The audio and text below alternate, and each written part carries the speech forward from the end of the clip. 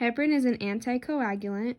It is used to prevent blood clots that are caused by conditions. These conditions could include deep vein thrombosis or a pulmonary embolism, and it could also treat or prevent blood clots that are caused by procedures.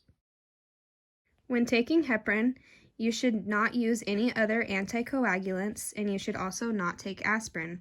This could increase your risk for bleeding. Nicotine could inhibit the anticoagulant effect, so you should also not use nicotine products. You should also avoid herbal supplements that could affect coagulation. These include ginger, garlic, and green tea, as these could increase the risk of bleeding. Risks when taking heparin include fatal bleeding, which is also known as a hemorrhage. With heparin, a small cut can last a lot longer when bleeding than it normally would. Serious or life-threatening thrombosis could also occur. When taking heparin, it may take a week after it is discontinued for the platelet function to recover. Heparin should not be given IM because it increases the risk of bleeding.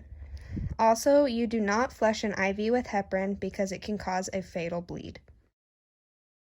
The benefits of heparin include the onset is 30 to 60 minutes. IV heparin onset is immediate. It prevents enlargement of existing clots, and it also prevents formation of new ones, but it cannot dissolve existing clots.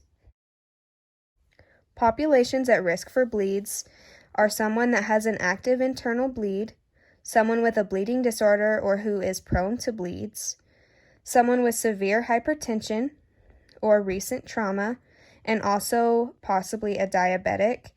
The reason for a diabetic being at risk for bleed is because of peripheral neuropathy.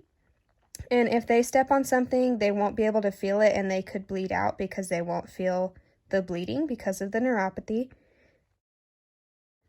If hemorrhage is to occur, protamine sulfate is given to neutralize the anticoagulant effect.